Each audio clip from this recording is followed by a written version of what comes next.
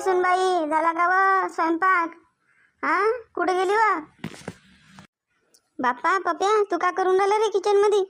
आणि हे सुनबाई कुठे गेली? नाही आत्याबाई, बस इथंच होती काही मी. स्वयंपाक ना आता करतो आता.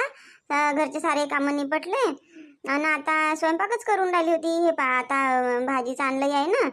आणि आता बस लागलीच करतो स्वयंपाक, पटकनच करतो.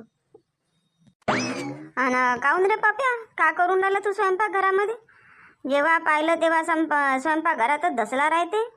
हा, कोणते तुले दुसरे कामं गिमं नाही का? काही नाही आई, हे पाणी प्यायला आलो तुम्ही.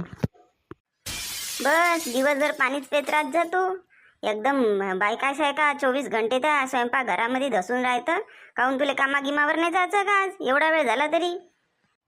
जातो आई, जातो, जेवतो आणि जातो मग. अन बापू, आजच्या नंतर असं तू मले स्वयंपाकघरात धसलेला दिसला ना, तुले पाय, तुले साडीनं हातात त्या बांगड्याच टाकून देतो. रात जा मग स्वयंपाकघरातले कामं करत. मला बिलकुल आजच्या नंतर तू स्वयंपाकघरात दिसला नाही पाहिजे, सांगून राहिली तुले. हो आई, हो, आता नाही दिसन तुले. पाहिलं आईले कशी बोलून गेली तर. हा, सालं मी इकडून बी फसतो तिकडून बी फसतो.